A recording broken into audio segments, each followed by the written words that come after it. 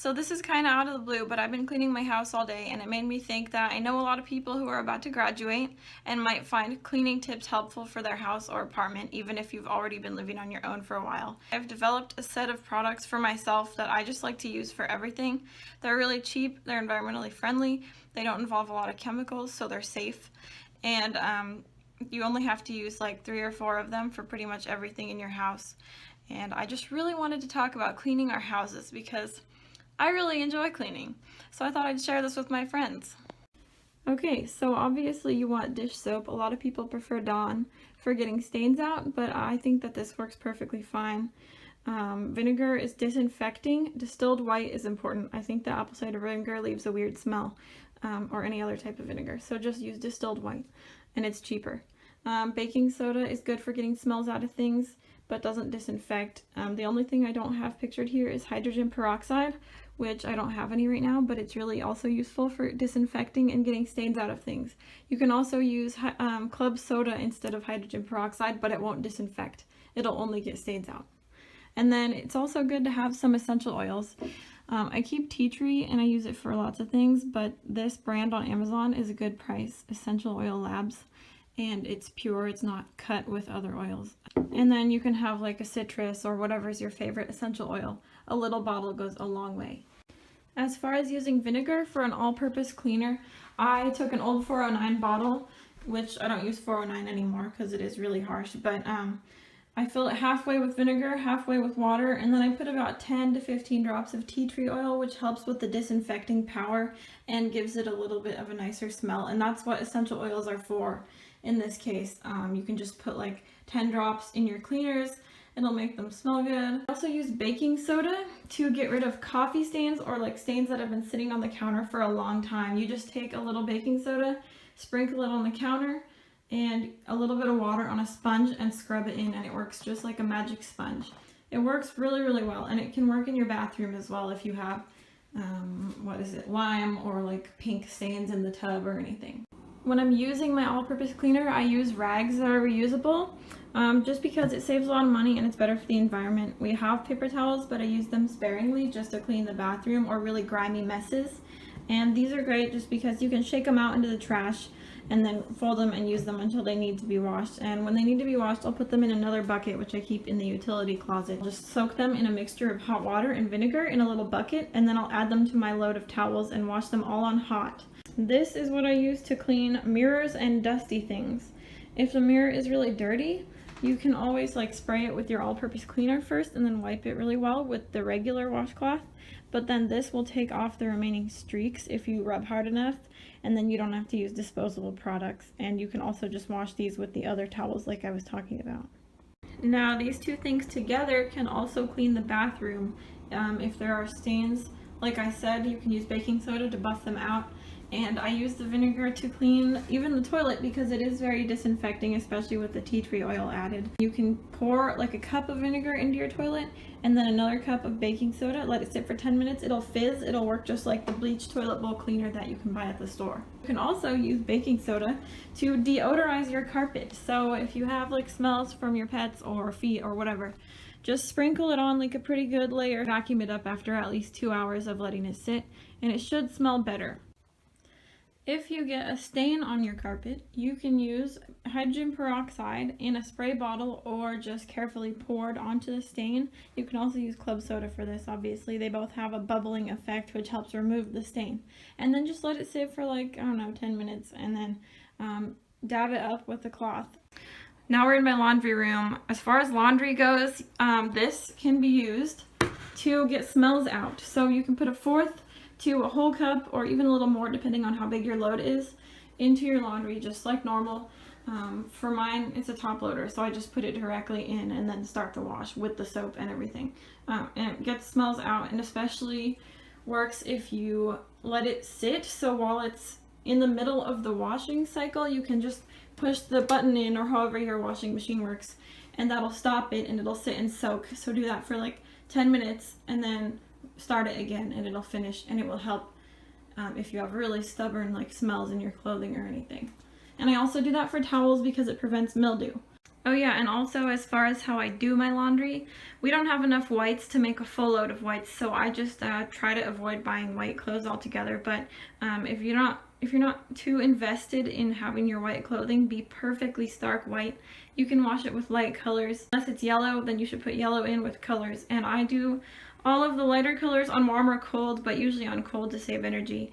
And then I do the darker colors on cold, obviously. And I wash socks and underwear completely separate on warm, and some people do hot, but I just like to save energy and you'll be fine. Don't forget to also open your washing machine after you use it and just let it air out, because it's really easy for these things to collect mold, especially around in here.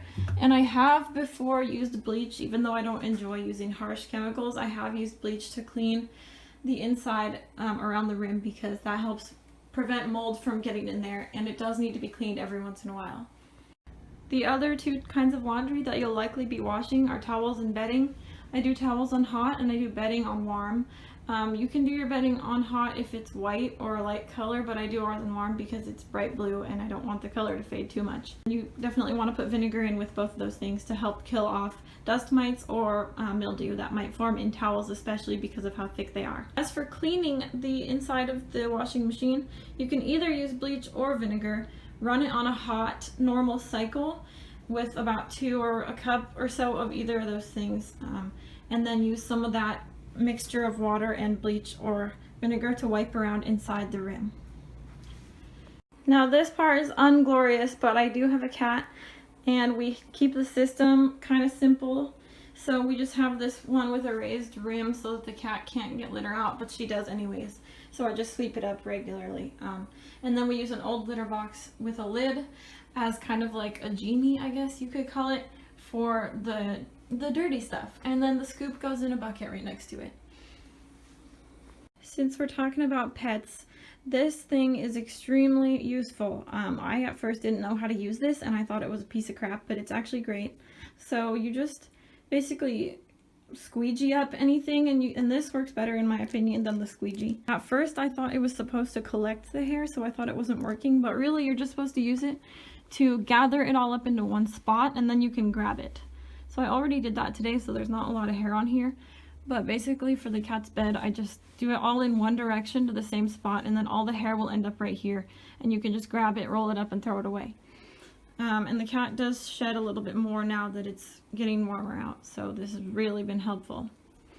You can also use it directly on the cat to help get some of that undercoat out that they're shedding. Here's my baby. And it's just like being petted.